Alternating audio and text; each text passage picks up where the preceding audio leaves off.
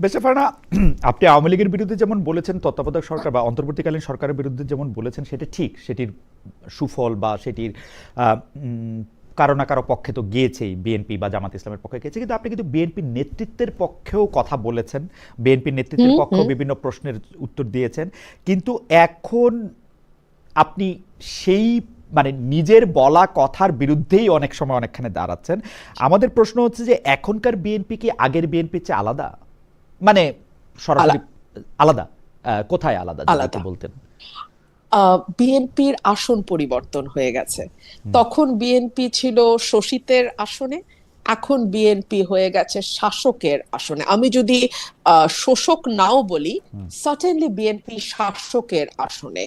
এবং যেহেতু আমি একজন স্বতন্ত্র সংসদ সদস্য, আমি হুম, কোনো দলের সংসদ সদস্য না, সুতরাং আমার কিন্তু ক্রিটিক করার ব্যাপারে আমার কোনো বাধা নাই। হুম, আমি এই সুযোগে আপনাকে এটাও বলি, আপনি আমার চেয়ে ভালো জানবেন, হুম, বাংলাদেশের সংবিধান ৭০ অনুচ্ছেদ সংশোধন না করেও হুম, যে কোনো বেসরকারি সদস্য অর্থাৎ মন্ত্রীর বাইরে যতজন পার্লামেন্ট মেম্বার আছেন, যারা কেবলমাত্র এমপি, যেই দল থেকে আসুক না কেন, হুম, তারা কিন্তু সরকারের সমালোচনা করতে পারে। হুম, হুম, কিন্তু বাংলাদেশের হিস্ট্রিটা এতই চমৎকার যে আমরা কখনো কখনো হুম, কোনো সংসদ সদস্যকে হুম, সমালোচনা তো দূরেই থাক, নিজের দলের হুম, স্তুতির বাইরে টু দা পয়েন্ট হুম, খুব কম কথা বলতে দেখি। হুম, আমি আপনাকে একটু বলি যদি সুযোগ দেন। হুম, হুম, আহ এখন তো রাষ্ট্রপতির ভাষণের উপর ধন্যবাদ প্রস্তাব আলোচনা চলছে।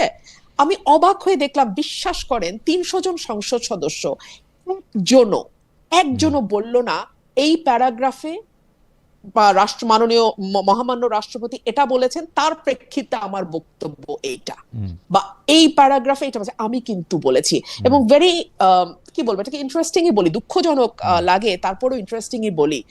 আমাকে কিন্তু সময় দেওয়ার ব্যাপারে আওয়ামী লীগ সরকার যতটা না অনুদার ছিল, এই সরকার তার চেয়ে কোনো অংশে কম অনুদার নয়। হুম, আমাকে একবার বিরোধী দলের চিফ হুইপের কাছে দৌড়াতে হয়, হুম, একটু টাইম দাও, 2টা মিনিট বাড়াও। সে বলে, না না আমি তো জানি না, আপনি সরকারি দলের কাছে যান। সরকারি দলের কাছে যাই, তারাও তো রেসপন্সিবিলিটি নেবে না, কারণ হুম, কে আর মানে ডেকে কাছে হুম, ডেকে বকাবাদ্য হুম, শুনতে চায়, তাই না? হুম, সো আন্ডারস্ট্যান্ডেবলি তারাও চায় না যে আমি কথা বলি।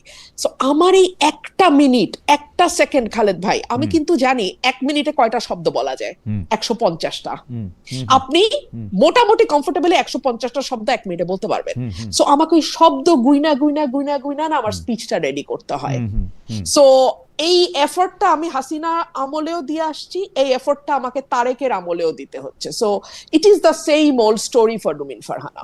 বেঁচে পারে না। জাস্ট মানে আপনাকে যদি এই সরকার মনোনীত করতো নির্বাচনের জন্য, বা মনোনীত করে নাই নির্বাচনের জন্য, এইটা থেকে আপনার পার্সোনাল গ্রাজ বা ক্ষোভের জায়গাটা কি আসে? মানে ব্যাপারটা কি এরকম যে আপনাকে যেহেতু নমিনেশনটা দিল না বা আপনাকে যথাযথ মূল্যায়ন করলো না, সেই জন্য আপনি একটা পার্সোনাল গ্রাজ থেকে আজ বিএনপির বিরোধিতা করতেছেন? তাহলে খালেদ ভাই, আপনি আমাকে বলেন, হুম, নমিনেশন তো ডিক্লেয়ার হয়েছে নভেম্বরে, হুম, হুম, হ্যাঁ, এন্ড অফ নভেম্বর। এর আগে 5ই অগস্টের পর থেকে শুরু করে হুম, নভেম্বর পর্যন্ত, এই যে 15টা 13টা 14টা মাস, হুম, আমি যে বিএনপির নানান অপকর্ম নিয়ে প্রশ্ন তুলেছি, হুম, সেটা কেন তুললাম? হুম, তখন তো আর মনোনয়ন দেওয়া না দেওয়ার কথা আসে নাই, আমি কিন্তু তুলেছি। হুম, এক। দুই হলো, আমি সব সময় আপনাকে আমার আগের হুম, ইন্টারভিউতেও বলেছিলাম হুম, যে রাজনৈতিক দলগুলোর আসন পরিবর্তন হয়, আজকে যে এদিকে বসছে কালকে সে ওদিকে বসে, হুম, কিন্তু ভাগ্যের পরিহাস, আমার আসনটা অপরিবর্তিতই থাকে। হুম, আমি সব সময় অপ্রেসড মানুষের পক্ষে কথা বলি, যে হুম, কারণে যখন বিএনপির নেতা নেত্রীদের নেতাকর্মীদের যেভাবে মামলা হামলা, মিথ্যা মামলা, হুম, গায়েবী মামলার মধ্যে দিয়ে যেতে হয়েছে, আজকে যখন আমি দেখি একই কায়দায় এফআইআর এর মধ্যে সেম অ্যালিগেশন, 25টা 30টা এফআইআর দেখি, একই অ্যালিগেশন, শুধু নাম হুম, পরিবর্তন হচ্ছে, 500 জন আসামি, তার মধ্যে ধরেন শিরিন শারমিন চৌধুরী খুনের মামলা, মানে হুম, উইচ ইজ অ্যাবসার্ড। তো এই বিষয়গুলো যখন আমি দেখি, তখন আমার কাছে মনে হয় এগুলো ভীষণ রকম অন্যায়। হুম, এবং একজন আইনজীবী হিসেবে, একজন আইন প্রণেতা হিসেবে, একজন নাগরিক হিসেবে, আহ একটা স্বাধীন দেশের নাগরিক হিসেবে এটা প্রতিবাদ করার একটা মানে কি বলবো, এটা আমার প্রাথমিক দায়িত্বের মধ্যে পড়ে। এখন এটার বেনিফিট শিরিন শারমিন চৌধুরী পাচ্ছে না এটার বেনিফিট তারেক রহমান পাচ্ছে, এটার চেয়ে অনেক বেশি গুরুত্বপূর্ণ হচ্ছে অন্যায়টার বিরুদ্ধে আওয়াজ তোলা। মানে একটা আওয়াজের বাইরে তো আসলে আমার মতন সামান্য একজন সংসদ সদস্য কিছু করতে পারে না, এর চেয়ে বেশি কিছু করার আসলে আমার নাই, আমার ক্ষমতা নাই, কিন্তু আওয়াজটা তো আসলে তোলা দরকার। আচ্ছা বেরিসা ফারহানা, এই সিরিজের শেষ প্রশ্ন, আপনি কি এই 15 বা 17 বছরে মানে আপনি কি সবসময় এরকম ন্যায়ের পক্ষে থেকেছেন দলের পক্ষে না থেকে? সবসময় কি আপনি না, আমি সব সময় পারিনি, না না পারিনি। আপনাকে অনেক সময় আমাকে অনেক কিছু দেখেও না দেখার ভান করতে হয়েছে, Okay. অনেক কিছু বলা উচিত কিন্তু আমি হয়তো বলি নাই। তবে খালেদ ভাই, আমি নিজের সঙ্গে নিজে বসেছি, আমি 1-1.5 বছর আমি নিজের সঙ্গে নিজে প্রচুর কথা বলেছি, এবং আমি নিজেকে প্রশ্ন করেছি যে তুমি কেন বলো নাই, কেন তখন তুমি এই কথাগুলো বলো নাই। হ্যাঁ, ধরুন 21শে আগস্ট ফর এক্সাম্পল, এটা নিয়ে কিন্তু আমি আমার দলের যে ন্যারেটিভ সেটা আমি বারবার বলেছি। হ্যাঁ, তারপরে ধরুন বিচার বিভাগের স্বাধীনতা, মাজদার হোসেন মামলা, এই মামলাটা যে যখন সৈয়দ ইশতিয়াক আহমেদ বারবার চেষ্টা করলেন যেটা করার, তখন কিন্তু বিএনপি 2001 সালে সেই সময় বলেছিল না না আমরা এসে করব, কিন্তু সেই মামলাটা কিন্তু 7 পর্যন্ত হয় নাই, না হয়নি সেই মামলার বাস্তবায়ন। তারপরে ধরুন বিচারপতিদের বয়স বাড়ানো, হ্যাঁ, কে এম হাসানকে চিফ অফ দি গভর্নমেন্ট করার জন্য, ইন্টারিম গভর্নমেন্ট করার জন্য। সো এই বিষয়গুলো আমি আসলে বলি নাই, এবং আমি নিজেকে নিজে প্রশ্ন করেছি যে আমি কেন বলি নাই। আমার কাছে মনে হয়েছে যে তখন যেরকম হিনিয়াস ভাবে বিরোধী দলকে দমন করা হচ্ছিল, তখন আমার কাছে এই সত্যগুলো বলার চেয়ে অনেক বেশি গুরুত্বপূর্ণ হয়ে দাঁড়িয়েছিল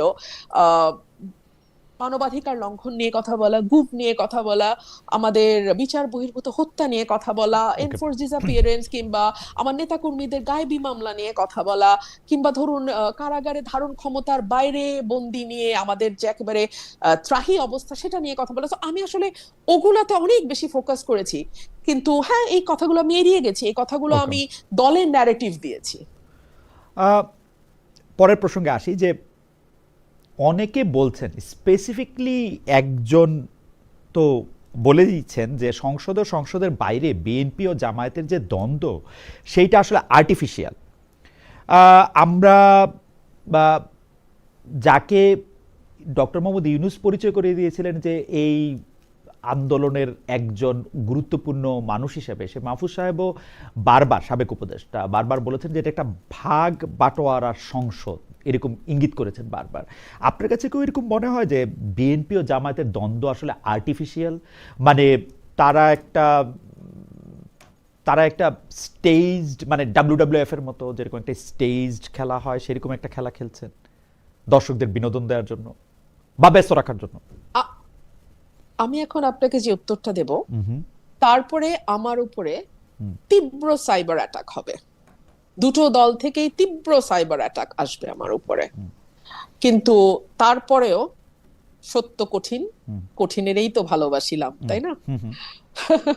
একেবারে স্টেজ আমরা আর মামুরা, গঠনমূলক সমালোচনা, এই শব্দবন্ধটি শেখ হাসিনার মুখে আমরা ক্রমাগত শুনতাম যখন জাতীয় পার্টি বিরোধী দলে ছিল।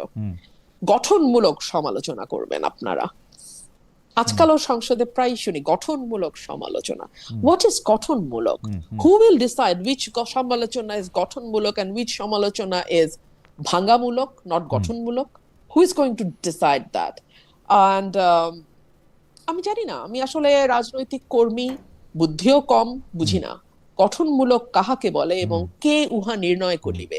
সো আমি শেখ হাসিনার সময়ও যেভাবে দেখতাম, যাকে আমরা গৃহপালিত বিরোধী দল বলতাম ওই সময়ে, সবাই মিলেই বলতাম, সেই জাতীয় পার্টির ব্যাপারে যে ধরনের একটা খেলা একটু কুসুম কুসুম বিরোধিতা, আমি এটাকে বলতাম কুসুম কুসুম বিরোধিতা। সো এখনো আমি তার থেকে খুব ব্যতিক্রম কিছু দেখি না, এবং আমি বিশ্বাস করি সংসদ যারা ফলো করেন, পার দলীয় কর্মীর বাইরে সাধারণ মানুষ, তারাও বুঝবেন যে এই সংসদটা একেবারেই আমরা আর মামুরা।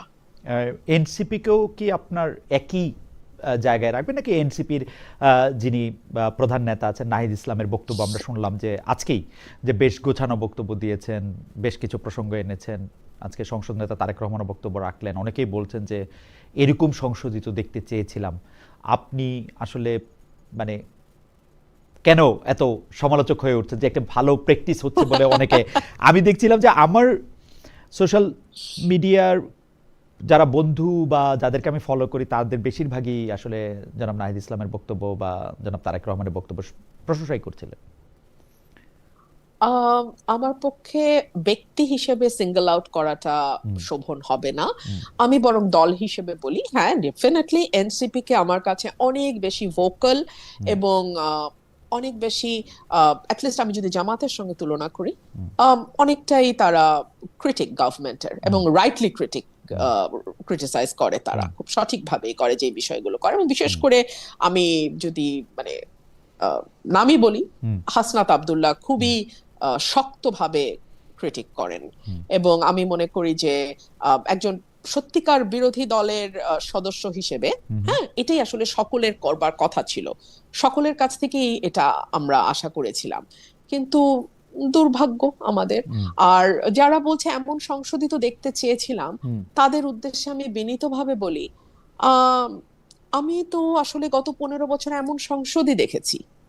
হ্যাঁ, মানে যদি ও মানে 15 এটি বাদই প্রথম দেন, নয়, এটি প্রথম নয়। না না না না না, 14 সাল থেকে 24 পর্যন্ত আপনি ধরেন না, ওকে। হ্যাঁ 14 থেকে 24 পর্যন্ত অন্তত 10টা বছর তো আমরা আসলে এই কুসুম কুসুম বিরোধিতা, গঠনমূলক সমালোচনা, তুমিও আছো আমিও আছি, শুধু শুধু তো আর খারাপ কথা আমরা কেউ কারো বিরুদ্ধে বলবো না, একটু একটু পিঠ চাপড়ানো, একটু একটু খোঁচা, মিষ্টি মিষ্টি প্রেম, এই সংসদ তো আমরা দেখছি ভাই।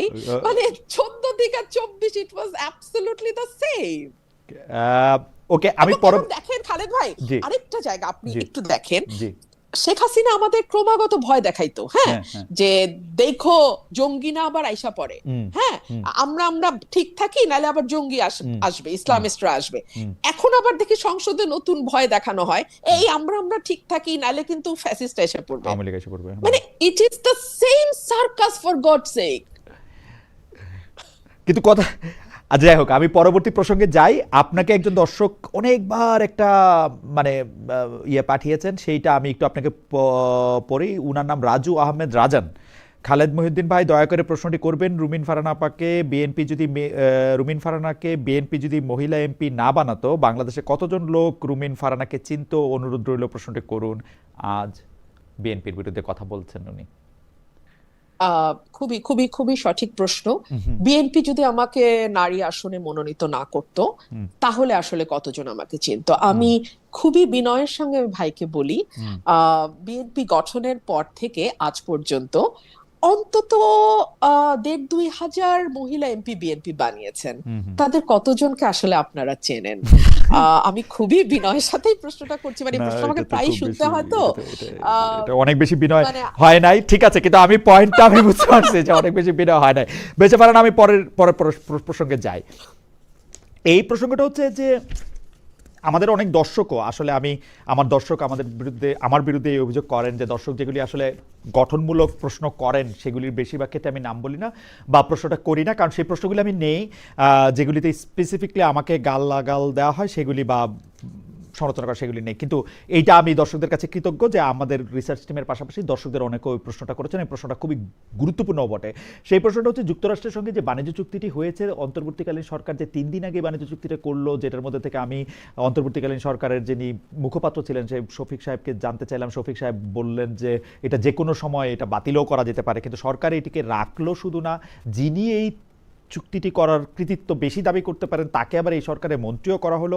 সব কিছু নিয়ে আপনি এইটা একটা সংসদের মাধ্যমে রিভিউ করার একটা দাবি তুলেছেন। এইটার এখন কি অবস্থা? মানে আমার কাছে মনে হয় যে হ্যাঁ, এটা হইতে পারে, যেমন শফিক সাহেব বলতেছেন যে চুক্তিটা খুবই ভালো, ব্যারিস্টার ফুয়াদও বললেন যে হ্যাঁ, ইন্ডিয়ার থেকে বাইরে হয়ে আমেরিকার খুবই ভালো। আমি বললাম ভালো হলে ভালো, কিন্তু আপনার দাবিটা তো খুব যুক্তিযুক্ত যে সংসদের মাধ্যমে রিভিউ করার দাবি।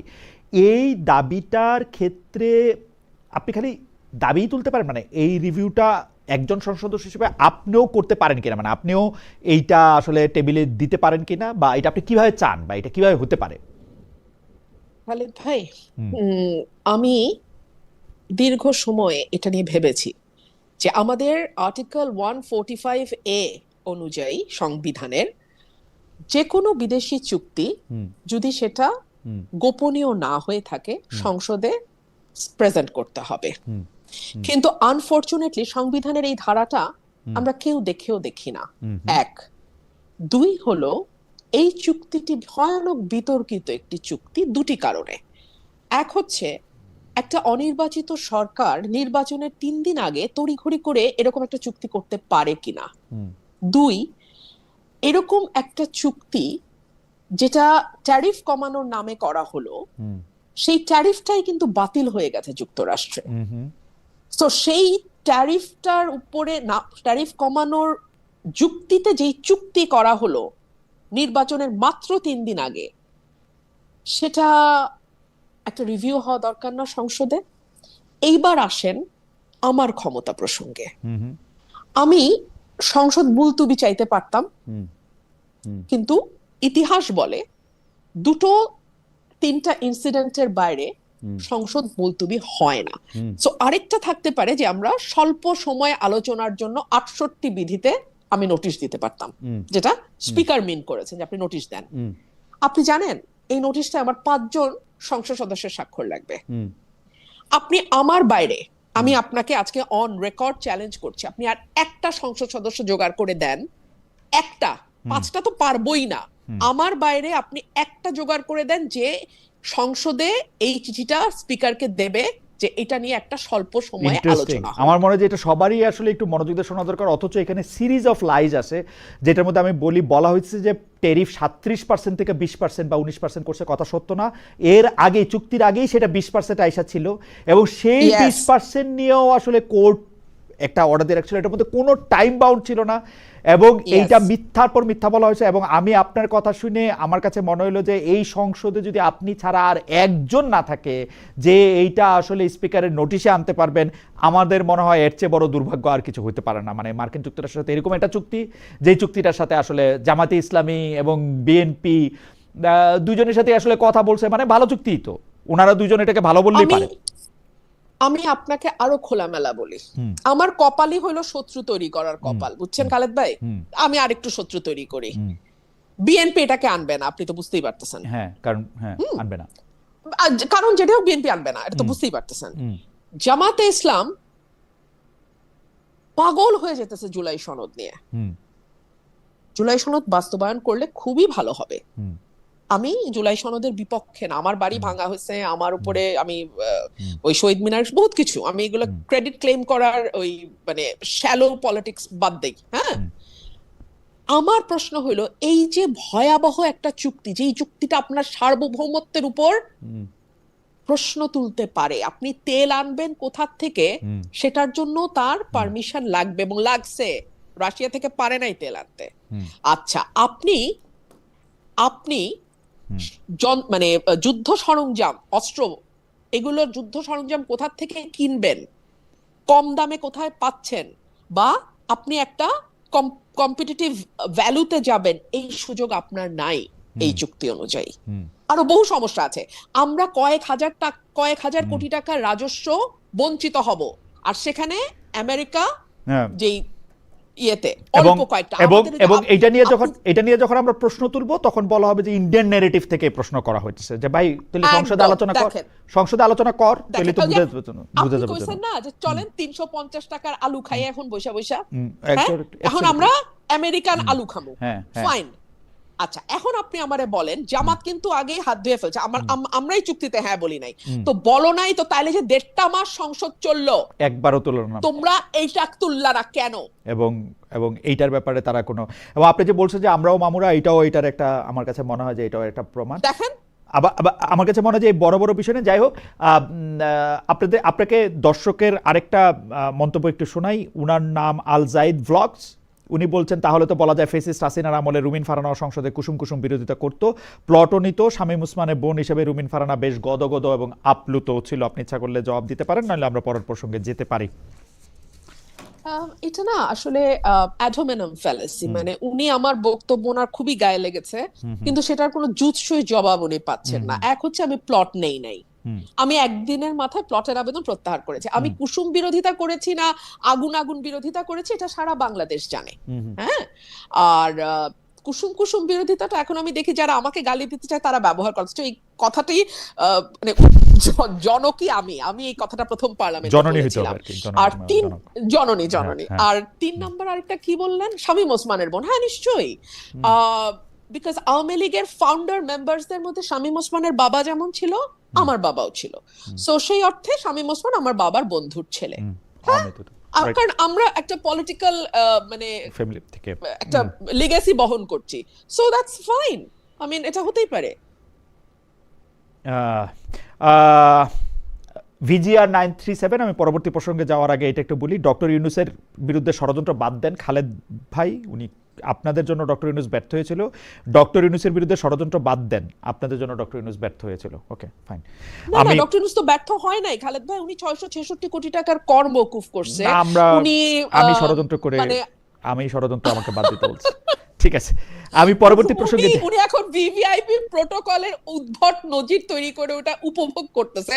মানে উনি তো ব্যর্থ হয় নাই, উনি যা করতে চাইছিল তাই করে গেছে উনি বাংলাদেশ থেকে। কিন্তু সর্বশেষ সরকার প্রধানের তো 1 বছর আসলে ভিভিআইপি প্রটোকল থাকাই উচিত। মানে এটা নিয়ে আমরা এত উদ্বিগ্ন কেন হইতেছি? মানে যিনি সরকার প্রধান আছেন তিনি তার চেয়ারটা ছাড়া কেন জানেন? হ্যাঁ জি বলেন। হ্যাঁ উদ্বিগ্ন কেন? কারণ এটাকে লুকাইতে চাইছে। কোনো কিছু লুকাইতে চাওয়া ইজ নট ভেরি নাইস। আপনাকে একটা মেসেজ দেয় যে সামথিং ফিশি।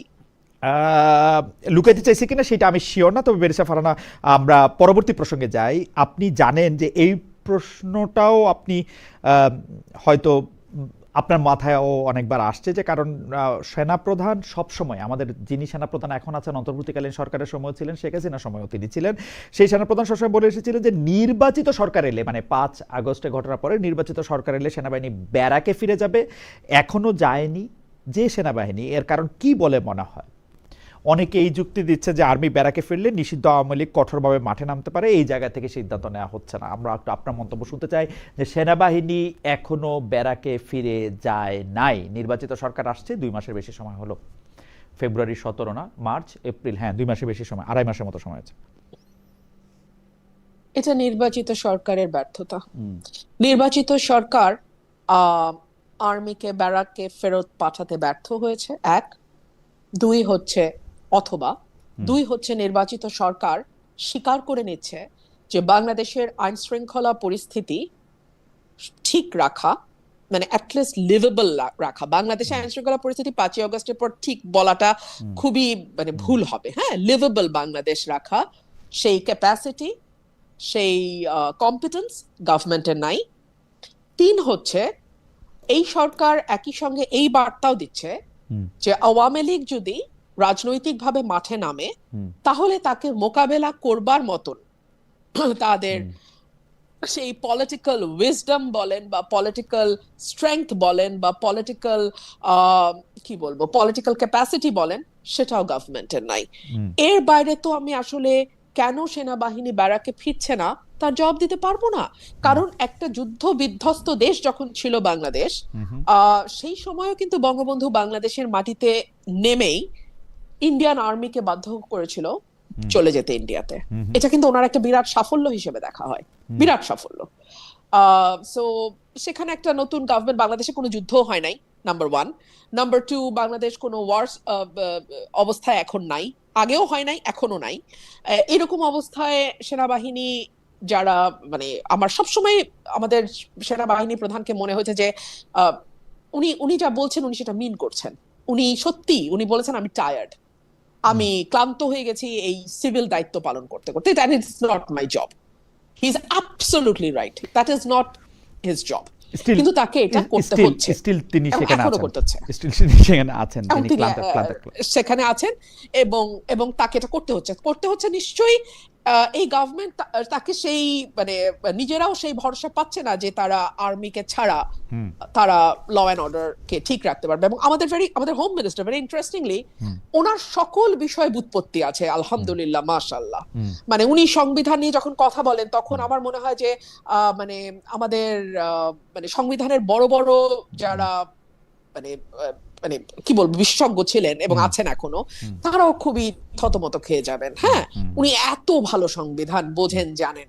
মানে উনি যদি একটু মাটিতে নেমে এসে, মানে সংবিধানের বইয়ের থেকে মাটিতে নেমে এসে আইন শৃঙ্খলাটার দিকে একটু তাকাইতেন, যদি মবের দিকে একটু নজর দিতেন, যদি ওনার দলের নেতা কর্মীদের চাঁদাবাজি এবং এলাকায় এলাকায় যে দখলদারিত্ব সেটার দিকে নজর দিতেন, কিংবা ধরুন এই যে হরে দরে কশ্যপ গোত্রের মতন মামলা হচ্ছে হরে দরে, হ্যাঁ, সেগুলোর দিকে একটু মানে নজরদারিটা বাড়াইতেন, তাহলে হয়তো মানে আর্মি ব্যারাকে ফিরে যেতে পারতো, তাহলে হয়তো বাংলাদেশের মানুষ আরেকটু পিসফুলি ঘুমাইতে পারতো, তাহলে হয়তো যারা কোনো দল করে না তারা আরেকটু বেশি নিরাপদ বোধ করতো। আমার কাছে এটাই মনে হয়।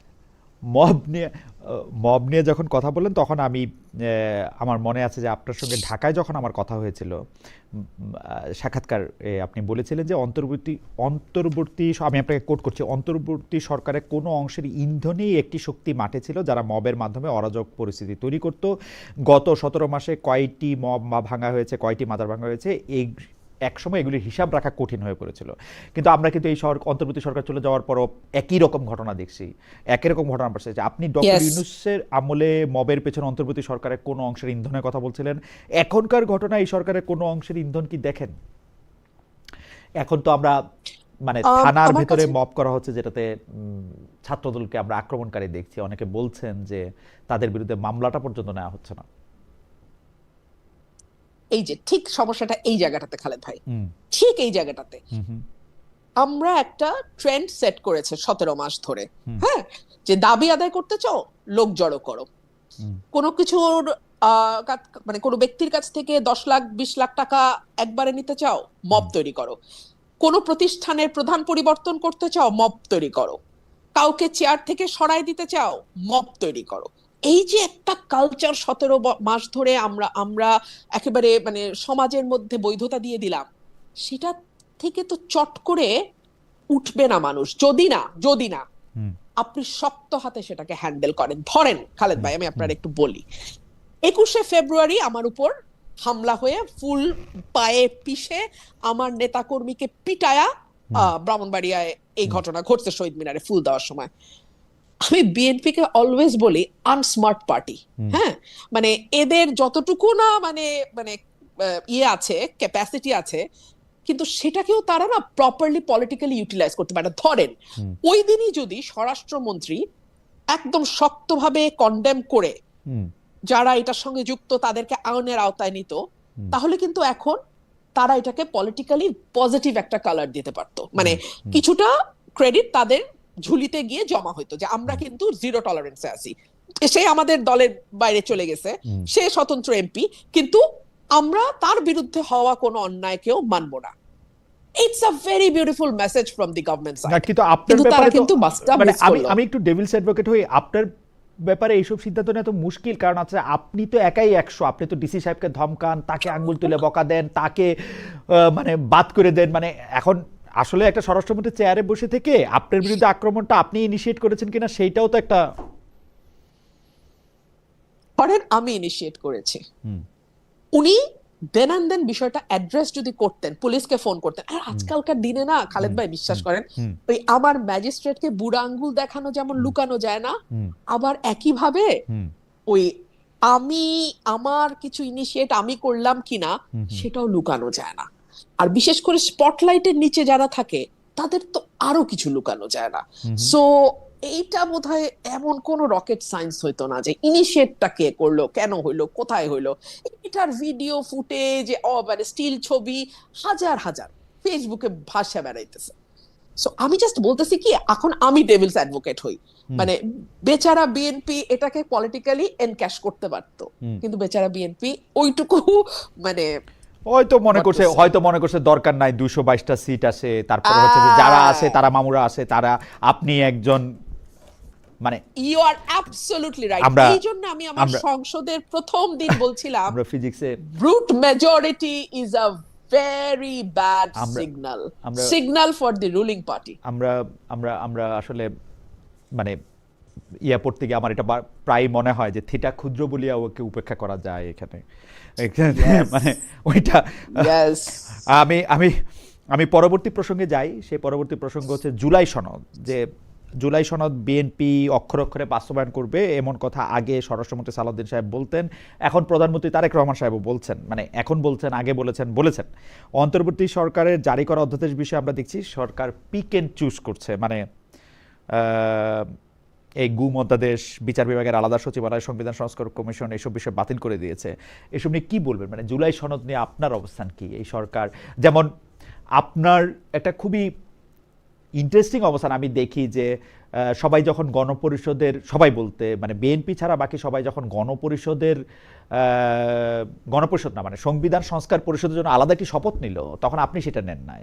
কিন্তু জুলাই সনদ নিয়ে কি তাহলে আপনি বিএনপির সঙ্গে আছেন না জামাতের সঙ্গে আছেন, মানে নাকি আপনি?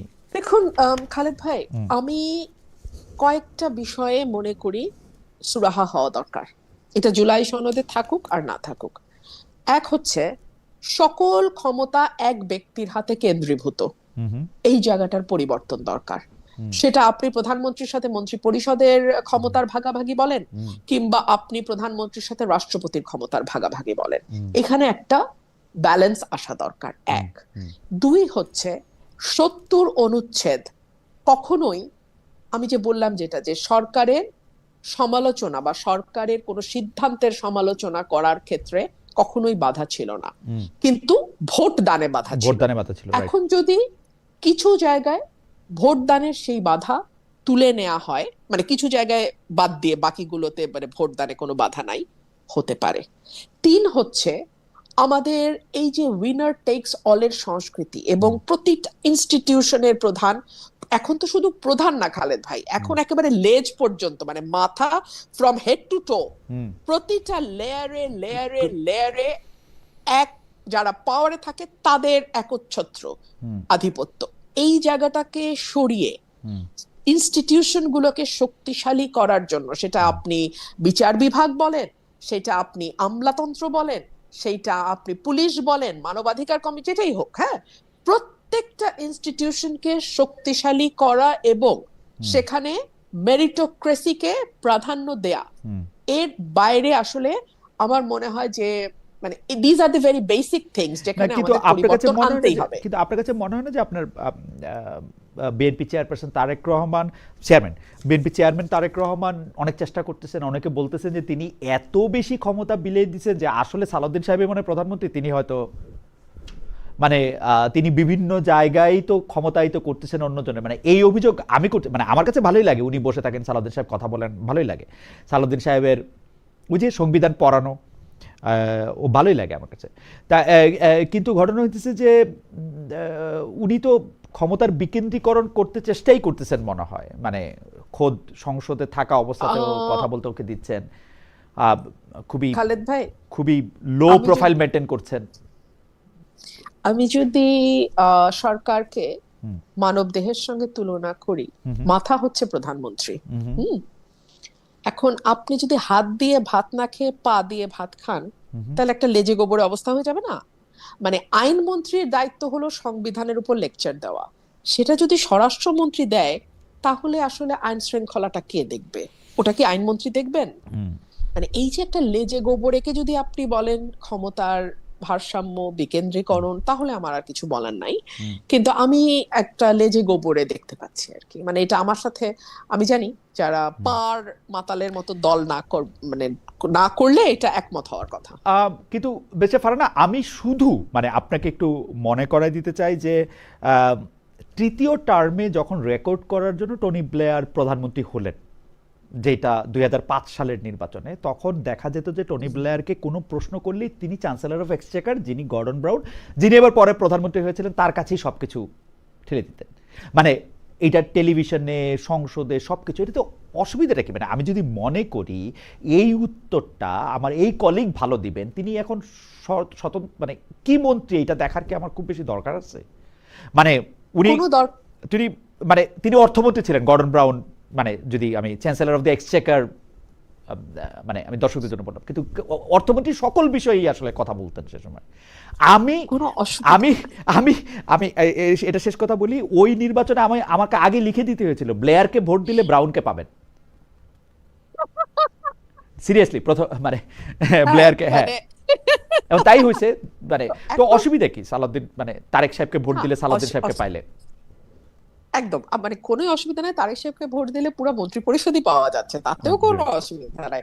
অসুবিধা হচ্ছে যদি উনি ওনার মন্ত্রণালয়কে সঠিকভাবে আচ্ছা, একেবারে 100% দেওয়ার পরে উদ্বৃত্ত সময়টা বা উদ্বৃত্ত কাজটা উনি করতেন, তাহলে আর কোনো কথা থাকতো না।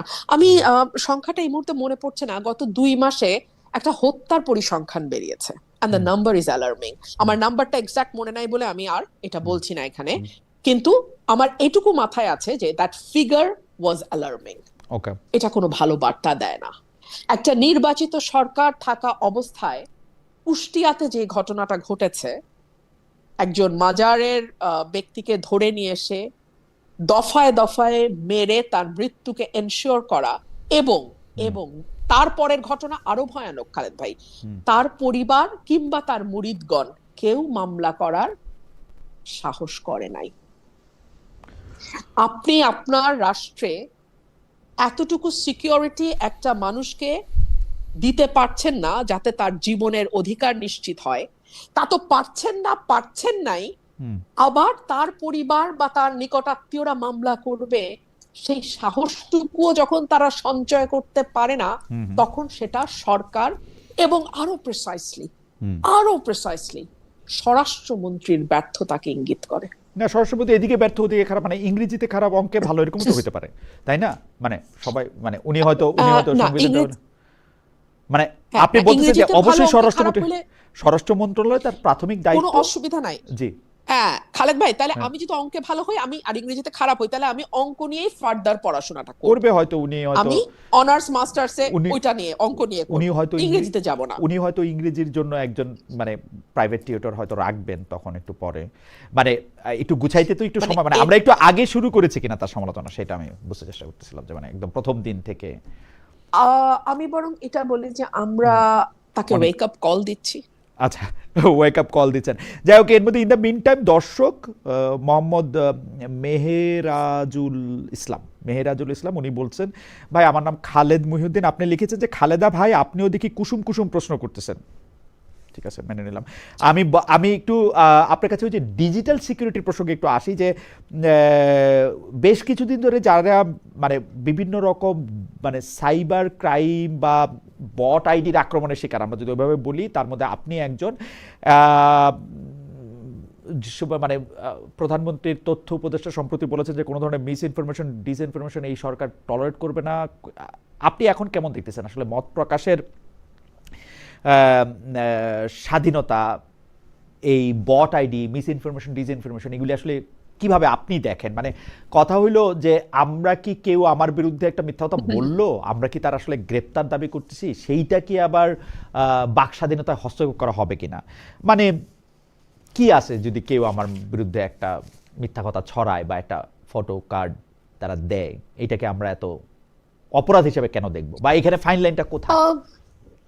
ফাইন লাইনটা আমার কাছে যেটা মনে হয়, মানে আমি তো অসম্ভব রকম এগুলোর শিকার হয়েছি। একে তো নারী, তার উপর এস্টাবলিশমেন্ট বিরোধী নারী, তার উপর women with a voice, so আমাকে ভয়ানক রকম আক্রমণের শিকার হতে হয়েছে, এবং গত কয়েক বছর ধরে আসলে আমার কাছে মনে হচ্ছে ফাইন লাইনটা হচ্ছে যতক্ষণ পর্যন্ত না, হ্যাঁ, আপনার সেই মিথ্যা ফটো কার্ড একটা অস্থিরতা তৈরি করছে, ততক্ষণ পর্যন্ত এটাকে পাত্তা দেওয়ার কিছু নেই। ধরুন বলা হলো যে আপনি ধর্মের বিরুদ্ধে এই কথা বলেছেন, যেটা আপনি বলেন নাই, এবং এটা আপনার জীবন এবং আপনার পরিবারের উপর একটা হুমকি তৈরি করছে, তখন আমার মনে হয় এই ধরনের মিথ্যাকে দেন অ্যান্ড দেয়ার অ্যাড্রেস করতে হবে, দেন অ্যান্ড দেয়ার এই ব্যাপারে অ্যাকশন নিতে হবে। কিন্তু এর বাইরে আপনি আমার বিরুদ্ধে, আমি আপনার বিরুদ্ধে গালাগালি, নোংরা কথা, বিশ্রী মানে ফটোশপ করা, যা ইচ্ছা আপনার যেরকম রুচি, আপনার রুচিকে আপনি প্রতিনিধিত্ব করেন, কোনো অসুবিধা নাই। আচ্ছা,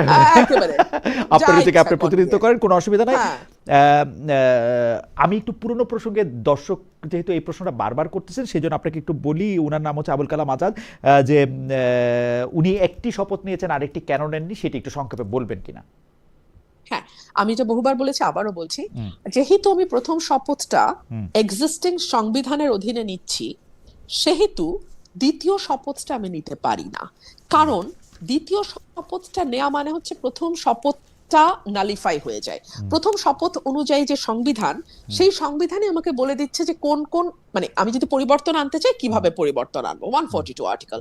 তো এরপরে যখন আমি আরেকটা শপথ নেই এবং সংবিধান সংশোধন পরিষদ গঠনের জন্য শপথটা নেই, তখন আসলে আমার প্রথম শপথটা প্রশ্নটা হচ্ছে থাকে না। বেঁচে ফেরা না, প্রশ্নটা হচ্ছে যে আপনি তো জানতেন যে আপনাকে দুটো শপথ নিতে হবে, কারণ এই ব্যাপারে একটা অধ্যাদেশ জারি হয়েছে নভেম্বরেই। আপনি জানতেন যে একটা পরিষদ হবে যারা সংবিধান সংস্কার করবে, সেই শপথটাও নেওয়া হবে, একই দিনে সেই শপথ নেওয়া হবে। এটা তো একটা অধ্যাদেশে, এটা তো লেখা ছিল।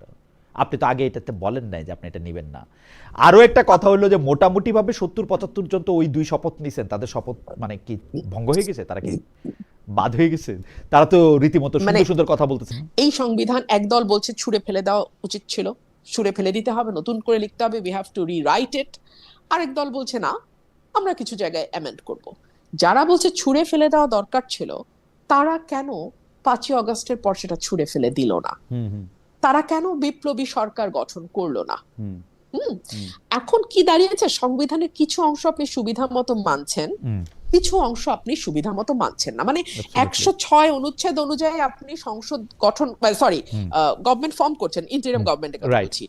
আপনি আবার ওই রাষ্ট্রপতির কাছে শপথ নিচ্ছেন, কিন্তু আবার বলছেন এই রাষ্ট্রপতি সংসদে এসে দাঁড়ালে আপনি মব করে তাকে সরিয়ে দেওয়ার একটা মানে পায়তারা করছেন।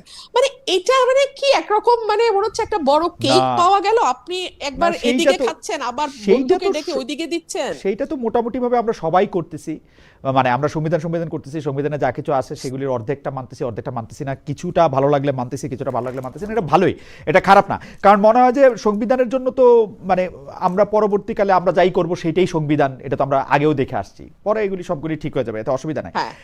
কিন্তু সব রাটিফাই করে ফেলবো, হ্যাঁ, সব আমরা যা যা করছি সবকিছু শুদ্ধ বলিয়া গণ্য হইবে, বাস তত কোনো গণ্য হইবে, তাহলে তো কোনো অসুবিধা হবে না। আমি এই প্রসঙ্গে যখন প্রশ্নটা করব তখন দর্শকরাও আসলে কাছাকাছি বিষয়ে কথা বলতেছেন যে গত 1 বছর ধরে যারা আপনাকে পছন্দ করেন, তারা আপনার কথা পছন্দ করছেন, তাদের বড় একটি অংশ আবার এই অভিযোগ তুলছেন যে আপনি আওয়ামী লীগকে বাঁচিয়ে রেখেছেন, আওয়ামী লীগের নেগেটিভ ধরে রাখার কাজ করছেন। মানে আপনি আসলে একজন মানে গুপ্ত আওয়ামী লীগার, আপনার মনের মধ্যে আওয়ামী লীগটাই আছে, অনেকে এরকম বলতেছেন।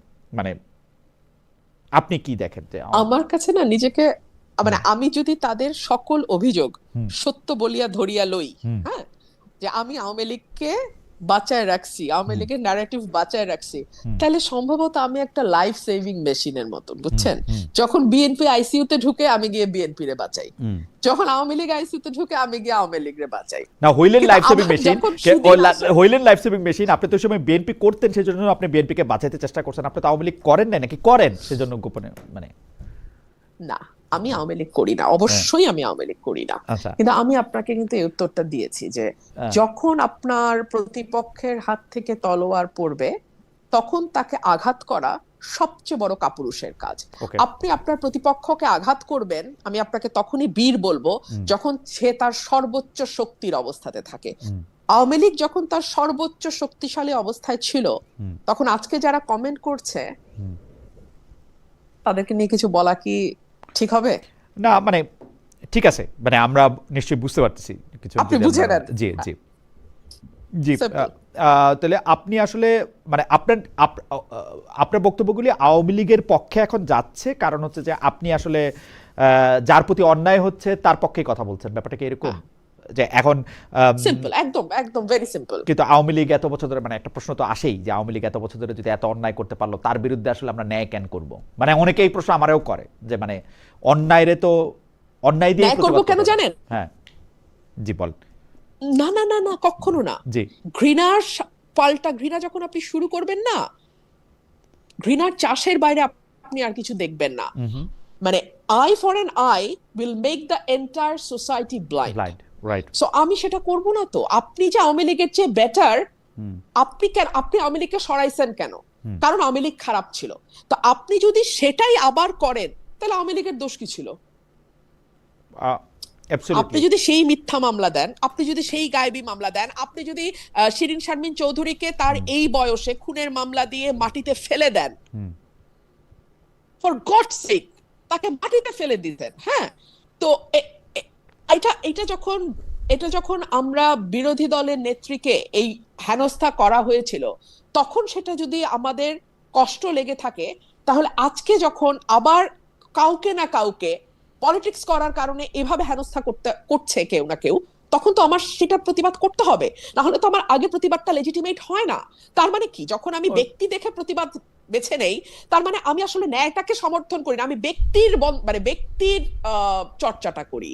আমি সেটা করতে চাই না খালেদ ভাই। বেঁচে ফেরা না, আমাদের আবার একটু পিছনে যেতে হচ্ছে দর্শকদের কারণে। উনার নাম আমি সান্ধি অন্বেষা এরকম কিছু একটা নাম। উনি বলতেছেন রুমিন আপাকে এনসিপির 6 জন এমপিকে অ্যাপ্রোচ করেছেন ইউএস চুক্তি নিয়ে, করলে তাদের রিপ্লাই কি, না করলে উনার দাবিটা কতটা সঠিক, আপনি আসলে তাদেরকে অ্যাপ্রোচ করেছেন কিনা, যদি এক কথা জবাব দেন আমাদের অন্য প্রসঙ্গে যাওয়ার আগে। আমি যদি পাল্টা প্রশ্ন করি, 6 জন এমপি, জি না আমি অ্যাপ্রোচ করিনি, কারণ আমার মনে হয়েছে যে যদি তারা করারই হতো দলগতভাবে, তাদের এটা আর বহু আগেই করার কথা। আমি কোনো উপায় অন্ত না দেখেই এককভাবে এটা তুলতে বাধ্য হয়েছে, এবং যেহেতু আমাদের হাতেও সময় নাই আর একদিন মাত্র, সো আমি পয়েন্ট অফ অর্ডার ছাড়া আমার আসলে আর কোনো উপায় ছিল না। ওকে ওকে, আরেকটা মন্তব্য আপনি নেন প্লিজ। উনি সংসদের স্বরাষ্ট্রমন্ত্রীর প্রশংসা করেন, কিন্তু এখানে সমালোচনা করছেন, এটা কি ঠিক? বিরোধিতা করলে সংসদে করতেন, এটা নিয়ে কি বলবেন? উনি, ওনার নাম চায়না আরাফাত, ইয়াসিন আরাফাত, মানে যার নাম, হ্যাঁ ইয়াসিন আরাফাত বোধ হয়, মানে ঠিক আছে, হ্যাঁ মানে সংসদে আপনি সরাসরি প্রশংসা করেছেন, এখানে আপনি নিন্দা করছেন, সংসদে আপনি কেন তার? কিছু কথা আমরা সার্কাস্টিক্যালি বলি, সার্কাসম যদি না বুঝে তাহলে আসলে কিভাবে বুঝায় বলবো যে ওটা আসলে সার্কাসম ছিল, এটা কিন্তু একটা জোক ছিল, মানে দ্যাটস টু মাচ। জোক বলে দিয়ে আসলে একটু বলতে হবে যে আপনি একটু আমাদের দর্শকদের উদ্দেশ্যে একটু বলতে পারেন যে সংসদে আপনি আসলে স্বরাষ্ট্রমন্ত্রীকে নিয়ে কি বলেছেন, মানে জোকটাও যদি একটু বলতেন আর কি তাহলে। আমি কিন্তু আজকেও বলছি উনি সংবিধানে অসাধারণ। ও আচ্ছা আচ্ছা আচ্ছা, কিন্তু ওনার অসাধারণ অন্য জায়গায় হলে ভালো হতো। হ্যাঁ হ্যাঁ, অ্যাবসলিউটলি। ভারত যেন ডক্টর ইউনূস সরকারের বিদায় আর বিএনপিকে ক্ষমতায় আনার জন্য মুখিয়েছিল, এটা অনেকে বলে থাকেন, কিন্তু মে মাসের প্রথম সপ্তাহ থেকেই ভারতের পর্যটন ভিসা স্বাভাবিক করা হবে, সেইটাও একটা একরকম কথা আমরা শুনতেও পেয়েছিলাম। কিন্তু আমার কাছে ডক্টর ইউনূস সরকারের সাথে বিএনপি সরকারের ভারত বিষয়ে অবস্থান খুব বেশি বদল মনে হয় না, শুধুমাত্র জনাব খলিলুর রহমানের ভারত সফর করে শেখ হাসিনাকে প্রত্যর্পণ, মানে শেখ হাসিনাকে বাংলাদেশে ফেরত দেওয়ার ব্যাপারে একটা কথা আদায় করা ছাড়া। আপনি এটাকে কিভাবে দেখেন? আসলে কি ভারত শেখ হাসিনাকে ফেরত দেওয়ার ব্যাপারে সিরিয়াস? মানে আপনি, আপনার টেকটা কি, আপনি যদি একটু বলতেন। আমি একজন পলিটিক্যাল পার্সন হিসেবে আমার কাছে মনে হয় যে এটা ভারত কখনো করবে না, because Sheikh Hasina was the tested and trusted friend of India. এখন যদি তারা শেখ হাসিনাকে ফেরত দেয়, এটা কিন্তু তাদের অন্য বন্ধু যারা আছে বিভিন্ন দেশে, তাদের কাছে একটা খারাপ বার্তা যাবে। এক, দুই হচ্ছে ভারত কিন্তু একটা বিষয় পরিষ্কার করেছে যে কেউ যদি তাদের দেশে আশ্রয় নেয়, তাহলে তারা তাকে কখনো তার দেশে পুশ করে না। দালাই লামার কথা তারা কিন্তু খুব বলে। সো এখন আমি এই সকল কিছু দেখে আমার কাছে মনে হয়েছে যে আমার মনে হয় না শেখ হাসিনাকে তারা ব্যাক করবে। আর তাছাড়া আমাদের বন্দি, মানে যে বিনিময় চুক্তিটা আছে, হ্যাঁ, মানে ফেরত পাঠানোর যে চুক্তিটা, সেটা কিন্তু অনেকগুলো ইফস এন্ড বাটস আছে। আমি মানে গত 24 সালে পড়েছিলাম এটা, এখন আর অত একদম এক্স্যাক্টলি বলতে পারবো না আপনাকে, মুখস্থ নাই, কিন্তু যদি পলিটিক্যাল মোটিভেটেড কেস যদি তারা মনে করে, হ্যাঁ, তখন কিন্তু তারা কিছুতেই আর বন্দিকে ফেরত পাঠায় না। এবং ডেফিনেটলি শেখ হাসিনা যেহেতু পলিটিশিয়ান, ওনার কেস তো পলিটিক্যালি মোটিভেটেড, তো তারা বলবেই। সো মানে এইসব নানান দিক দেখে আমার কাছে মনে হয়েছে যে না, এটা তাদের ফেরত পাঠানোর কথা না। আমরা দর্শকদের কাছে জানতে চেয়েছিলাম, যুক্তরাষ্ট্রের সঙ্গে সই হওয়া বাণিজ্য চুক্তি জাতীয় সংসদে তোলার দাবি জানিয়েছেন স্বতন্ত্র সংসদ সদস্য রুমিন ফারহানা। সংসদে দেওয়া এই বক্তব্য সমর্থন করেন কিনা প্রিয় দর্শক। এই জরিপ দেওয়ার পরে শতকরা ৯৫% দর্শক মনে করেন যে এই বক্তব্য সঠিক, শতকরা 5% বক্তব্য সমর্থন করছেন না, শতকরা 5% দর্শক, 22,000 দর্শক আমাদের এখানে ভোট দিয়েছেন।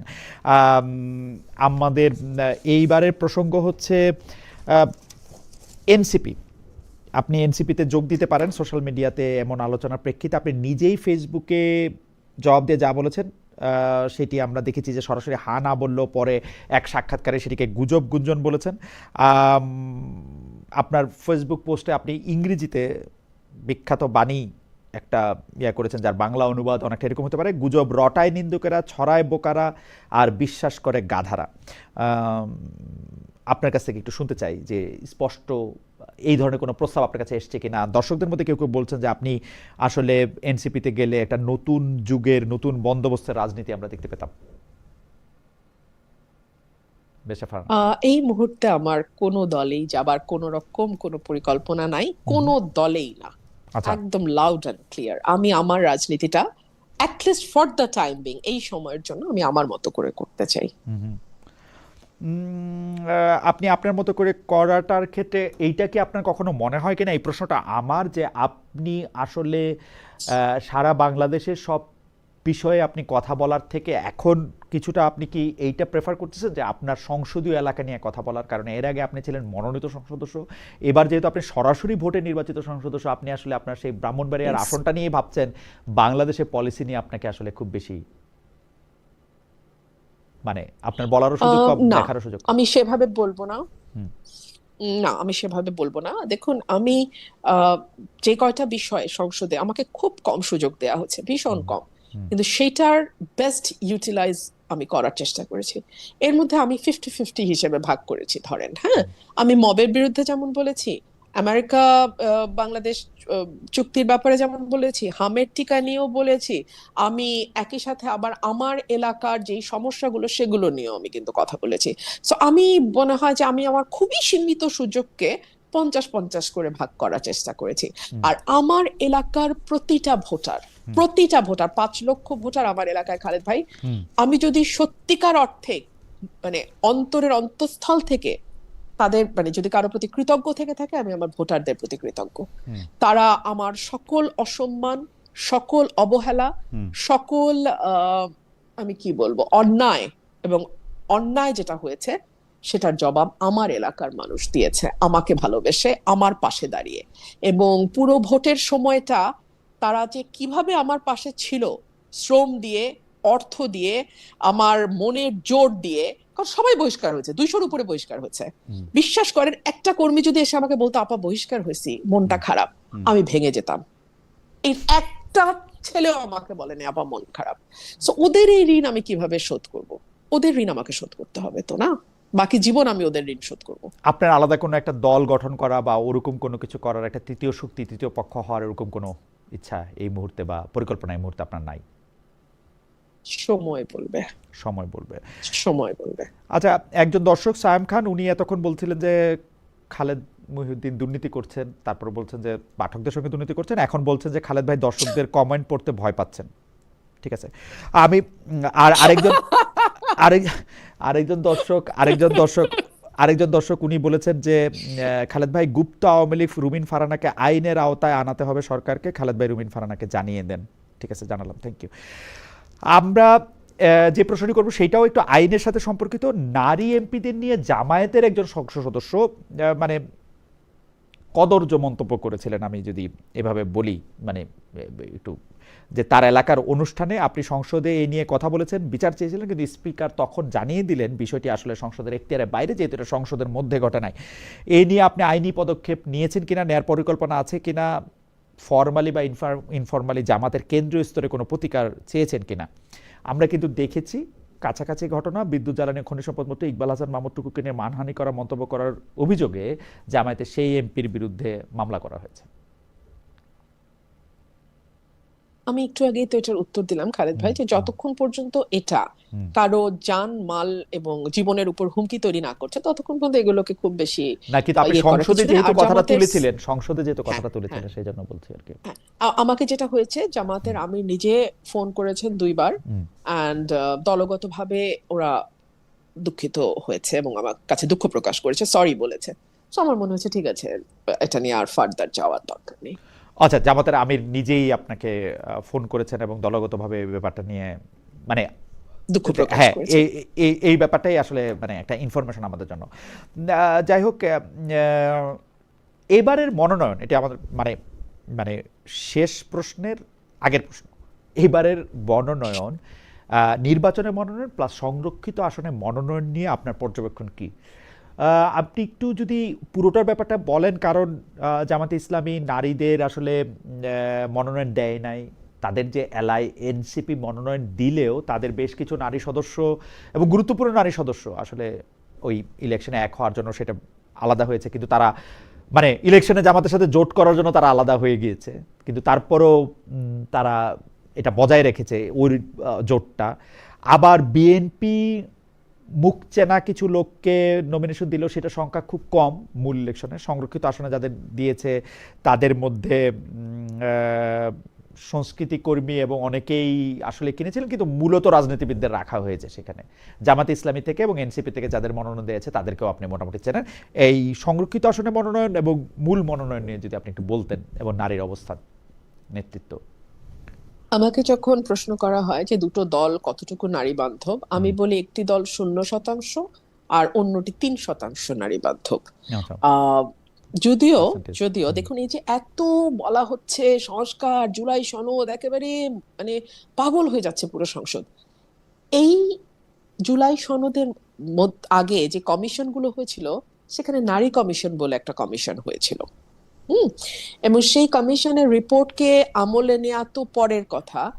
সেই কমিশনে যারা সদস্য ছিলেন তাদেরকে যে ভাষায় পাবলিকলি অ্যাড্রেস করা হয়েছে, গালাগালি করা হয়েছে, very unfortunate, very very unfortunate. এক দলের সবশীল বলছে নিজেকে, মুক্তিযুদ্ধের চেতনা লালন করছে প্রতি মুহূর্তে মুহূর্তে, কিন্তু নমিনেশন দেওয়ার সময় 3 পয়েন্ট সামথিং, এবং প্রত্যেকেই আবার পিতা বা স্বামীর কোটায় মনোনয়ন। তো মানে আসলে হচ্ছে না, হলোটা কি, তাই না? এই বিচারটা দর্শকই করুক। আপনি বলছেন যে আরেকজনের পরিচয়। যাই হোক, আওয়ামী লীগ নিয়ে আসলে আমাদের দর্শকদের প্রশ্নের শেষ নাই। একটা প্রশ্ন কমন, সেটা হচ্ছে যে আপনি আওয়ামী লীগের পক্ষে কথা বলছেন কারণ তারা মজলুম সেই জন্য, কিন্তু আপনি এটা নিয়ে মন্তব্য করবেন কিনা যে আওয়ামী লীগ তো ক্ষমা চায় নাই, এত বড় অপরাধ করার পর আওয়ামী লীগ যখন ক্ষমা চায় নাই, বা আওয়ামী লীগ কি তার কৃতকর্মের জন্য ক্ষমা চাইছে কিনা, আপনি কেন তার পক্ষে দাঁড়াচ্ছেন? এইটা ভবিষ্যতের ফেসিস্ট যদি কেউ হয়ে উঠতে চায় সেইটার পথ উন্মুক্ত করবে কিনা? আচ্ছা, দেখুন, এখানে অনেকগুলো বিষয়। আওয়ামী লীগ ক্ষমা চায়নি। ক্ষমা চাওয়া না চাওয়াটা তার পলিটিক্যাল স্ট্র্যাটেজি বা ডিসিশন। ভুলও হতে পারে, শুদ্ধ হতে পারে, এটা সময় বলবে, এবং এটার মূল্য তার রাজনীতির মাধ্যমেই চুকাতে হবে। কিন্তু এখন তার বিরুদ্ধে আপনি মিথ্যা মামলা দেবেন কিনা, বা তাকে বন্দী হিসেবে আপনি কিভাবে ট্রিট করবেন, কিংবা আপনি, যেহেতু এটা একটা পলিটিক্যাল পার্টি, সো তার সে রাজনীতি করতে পারবে কি পারবে না, এটা আপনি কি মানুষের হাতে ছাড়বেন, নাকি এটা আপনি ক্ষমতার বলে আপনি ঠিক করবেন যে আমি ঠিক করে দিলাম যে ওরা এখন রাজনীতি করতে পারবে না, আমি ঠিক করে দিলাম যে ওরা নির্বাচনে অংশ নিতে পারবে না? এখন এটা কি মানে আমরা নির্বাহী আদেশ দিয়ে, যেহেতু এখন ক্ষমতা আমরা পেয়ে গেছি, আমরা ঠিক করব, নাকি এটা আসলে মানুষের হাতে, 20 কোটি মানুষের হাতে ছেড়ে দিলাম? আচ্ছা ঠিক আছে, ভোট দেওয়া মানুষ ওরে, যেমন ধরেন জাতীয় পার্টিকে শূন্য একটা আসনও পায় না, জিএম কাদেরও জিততে পারে না নির্বাচনে, ঠিক আছে? এখন আওয়ামী লীগকে যদি মানুষ তার ভোট দিয়ে প্রত্যাখ্যান করতো, এই যে সরি বলে নাই, এই যে কোনো রিমোর্স নাই, এই যে তারা মানে অগস্ট মাসে এবং জুলাই মাসে ভয়াবহ গণহত্যা চালাইছে, ইত্যাদি ইত্যাদি ইত্যাদি, সো ইত্যাদি কারণে যদি মানুষ তাদেরকে ভোটের মাধ্যমে জবাব দিত, তাহলে রাজনীতিতে আওয়ামী লীগের অবস্থানটাকে আরো অনেক বেশি দুর্বল হইতো না? অবশ্যই। তাহলে কি আওয়ামী লীগের রাজনীতিটা আরো অনেক বেশি মানে মলিন হয়ে যাইতো না? কিন্তু সেই সুযোগটাই তো আমরা তাদের দিলাম না। অবশ্যই। আমার মনে আছে যে সম্ভবত আপনার সঙ্গেই আলাপে যখন ডয়চে ভেলেতে ছিলাম, আমি এরকম বলেছিলাম, যখন শেখ হাসিনা প্রধানমন্ত্রী আছেন, আমি তখন এরকম বলেছিলাম যে শুধু প্রধানমন্ত্রীর চেয়ারটা ছেড়ে দেন, তারপরে শেখ রেহানাকে বানান প্রধান নির্বাচন কমিশনার, তারপরে ভোট দেন, একদম, তারপরে ভোট দেন। You said তারপরে ভোট দেন। আমার কাছে কিন্তু মনে হয় যে আওয়ামী লীগ বলতে যে জুজুর মানে মানে এইটা খুবই মানে বলা হয় যে আওয়ামী লীগে আসতে দিলেই আওয়ামী লীগ একদম, ব্যাপারটা আসলে সেরকম নাই হওয়ার কথা ছিল এবং সেটা আসলে জনগণের কাছেই ছেড়ে দেওয়া উচিত ছিল। ব্যাপারে আমি আপনার সাথে একমত। যাই হোক, দর্শকদের আমি একটা জায়গায় একটু ক্লিয়ার করি। জি। হ্যাঁ, আওয়ামী লীগ নিয়ে আমাকে নিয়ে খুব মানুষের তো খুব কৌতূহল। আমি মানুষকে একটা কথা বলি, আপনি যতবার মব করবেন, হ্যাঁ আমি বাংলাদেশের মানুষকে বলতেছি, আপনি যতবার মব করবেন, আপনি যতবার পিটায় মানুষকে মারবেন, আপনি যতবার মিথ্যা মামলা দায়ের করবেন, আপনি যতবার মানে সাবেক স্পিকারের মতন যার ইমেজ আছে তাকে মাটিতে ফেলবেন ধইরা নিয়ে যাওয়ার নাম কইরা, হ্যাঁ আপনি যতবার তাদের মতন মানুষের বিরুদ্ধে খুনের মামলা দিবেন, হ্যাঁ মানে যেটা আপনার কানে অদ্ভুত শুনাইতেছে, মানে শিরিন শারমিন গিয়ে খুন করছে, হ্যাঁ মানে যেমন রুমিন ফারহানা, আমার কিন্তু খুনের মামলা ছিল আমার বিরুদ্ধে।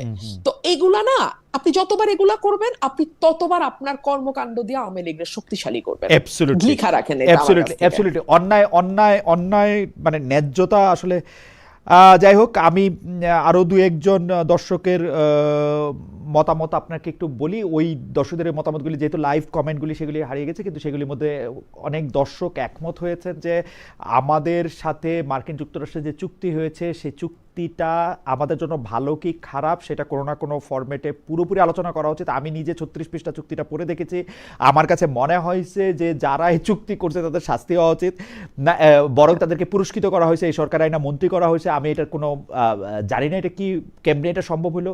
এবং খালি ডক্টর মোহাম্মদ ইউনূস সরকারের আমি দোষ দিচ্ছিলাম এই চুক্তিটা করার জন্য, পরে দেখি যে উনি বিএনপি এবং আওয়ামী লীগ দুই পক্ষের সঙ্গেই কথা বলছে এবং দুই পক্ষই আসলে এই চুক্তিটাকে ভালোই বলতেছে, না কইরা কি উপায় ছিল, আমাদের নাকি অনেক বিপদ টিপদ হইতো, এই হইতো সেই হইতো। তো সেটা নিয়ে আমি দাবি করি যে এটার মধ্যে নিয়ে একটা আলোচনা হোক। অনেক দর্শকও এটার মধ্যে এটা বলছেন যে আসলে মার্কিন যুক্তরাষ্ট্রের এই চুক্তিটা নিয়ে আমাদের অবশ্যই অবশ্যই অবশ্যই আলোচনা হওয়া উচিত, আমাদের জানা উচিত, ভালো হইলে ভালোটাও আমাদের বোঝা উচিত। আরেকটা জিনিস হচ্ছে যে আরেকটা একটু বলি, উনি হলো মোহাম্মদ আতিকুল্লাহ, উনি বলছেন খালেদ ভাই আমরা যখন অন্যের কিরানক হয়ে খেলবো তখন আসলে আমরা কেউই নিরপেক্ষ থাকতে পারবে না, আপনিও হয়তো অন্যের ক্রিয়ানক হয়ে খেলেছেন। বাহ, খুব ভালো। যাই হোক, আপনার বেশ রুমিন ফারহানা আমাকে অনেক দর্শক জিজ্ঞেস করে যে নেগেটিভ কমেন্টগুলি পড়ার দরকার কি। আমি মনে করি নেগেটিভ কমেন্টগুলি পড়ে আমি আসলে দেখতে চাই যে মানে আমি এঙ্গেজ করতে চাই তাদের সঙ্গে, তাদের বক্তব্যটাও সামনে আনতে চাই, কারণ তারা কেন আমাকে এত বেশি মানে এগুলি বলতেছেন সেটাও তো নিশ্চয়ই কারণ নিশ্চয়ই থাকবে। যাই হোক, রুমিন ফারহানা আপনাকে অনেক ধন্যবাদ। আপনি অনেকগুলি বিষয় আজকে মন্তব্য করেছেন যে বিএনপির আসন পরিবর্তন হয়েছে, যেটাকে শোষক থেকে শাসিত আপনি বলছেন, 21শে আগস্ট নিয়ে দলের নেগেটিভের বাইরে আপনি বলেন নাই, সেইটা সত্য বলার জায়গা আপনার সে সময় ছিল না বা অবস্থা সে সময় ছিল না। আপনার উত্তরের কারণে সাইবার অ্যাটাকও হতে পারে সেটা আপনি বলেছেন। আপনি বলেছেন যে এনসিপি অনেক বেশি রাইটলি ক্রিটিক করেছে গভর্নমেন্টকে, সেই জন্য আপনি এনসিপিকে ধন্যবাদ দিয়েছেন। বিশেষ করে হাসনাত আব্দুল্লাহর নাম আপনি বলেছেন। আপনার মার্কিন যুক্তরাষ্ট্রের সাথে অসম চুক্তি নিয়ে যে 5 জন সংসদ সদস্য আপনার লাগতো সংসদের নোটিশ আকারে প্রচার করার জন্য, আপনি চ্যালেঞ্জ দিয়েছেন যে আপনাকে ছাড়া আরেকজন সংসদ সদস্যকে আমি দেখাতে পারবো কিনা। আমার অনুষ্ঠান আমি আশা করি যে আরো অনেক সদস্যই হয়তো দেখবেন বা তাদের কানে যাবে। আপনারা এটা নিশ্চয়ই একটু ভেবে দেখবেন, দেশের স্বার্থে এটা একটু ভেবে রাখা দরকার। আমার মনে হয় যে এটা আপনি দেখবেন। নির্বাচিত সরকার আর্মিকে ফেরত পাঠানোর জন্য ব্যর্থ বলে আপনি বলেছেন, যে এই জন্য আর্মি আসলে ফেরত পাঠাতে যাচ্ছে না, যদিও তারা অনেক ক্লান্ত। এরকম আরো অনেকগুলি বিষয় আপনি বলেছেন। রুমিন ফারহানা, আপনি যদি শেষ 2-1 লাইন কিছু বলতে চান বলে আমরা আজকের অনুষ্ঠান এখানে শেষ করি। আমি আসলে আপনার মাধ্যমে আবার একটা কথা পরিষ্কার করি, সেটা হচ্ছে রাজনীতিকে কেবলমাত্র রাজনীতি দিয়েই মোকাবেলা করা যায়। তাকে যদি আপনি নির্বাহী আদেশ দিয়ে মোকাবেলা করতে যান, তাকে যদি আপনি বল প্রয়োগে মোকাবেলা করতে যান, তাকে যদি আপনি অন্য কোনো ভাবে ষড়যন্ত্রের মাধ্যমে মোকাবেলা করতে যান, সেটা শতগুণ হয়ে আপনার দিকেই ফেরত আসবে। এটুকুই। আপনাকে অনেক ধন্যবাদ রুমিন ফারহানা। অনেক দর্শক আমাদের সঙ্গে ছিলেন, তারা নানা রকম মন্তব্য করেছেন, ভালো ভালো কথা বলেছেন, আমার একটু নিন্দামন্দ করে